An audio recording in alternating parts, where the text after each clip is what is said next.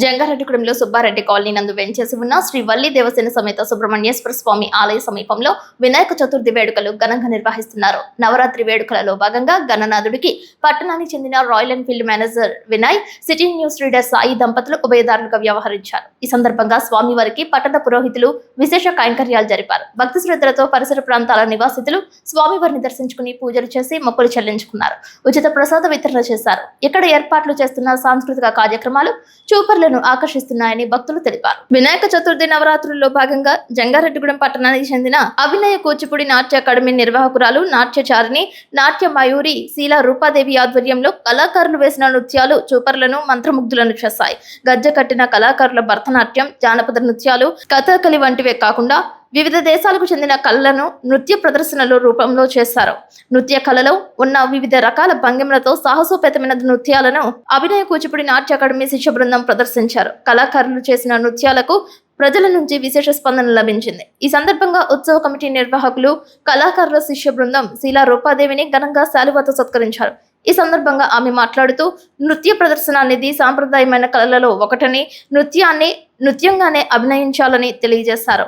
ప్రతి నృత్య భంగిమకు ఒక్కొక్క అర్థం ఉంటుందని, గీతానికి నాదానికి తగ్గట్టుగా నృత్యం చేసినప్పుడే నృత్య కళకు సార్థకత లభిస్తుందని రూపాదేవి తెలిపారు. జంగారెడ్డిగూడెం పట్టణంలో ఎందరో కళాకారులను తీర్చిదిద్దిన అభినయ కూచిపూడి నాట్య అకాడమీ నిర్వాహకురాలు శీలా రూపాదేవి సేవలను పలువురు కొనియాడారు.